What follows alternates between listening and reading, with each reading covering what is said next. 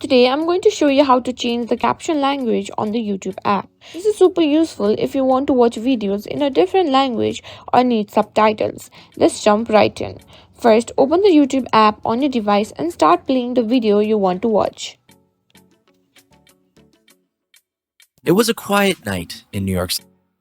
Once the video is playing, look for the three dots in the upper right corner of the screen. If you can't find it, simply tap on Settings or the gear icon. Now, you'll see a menu pop up. Look for the captions and tap on it to turn on. If captions are available in multiple languages, you'll see a list of options here. Simply select the language you prefer. If the video has caption in that language, they will automatically update on your screen. And just like that, you've changed the caption language. That's all there is to it. Now you can enjoy your videos with captions in the language of your choice.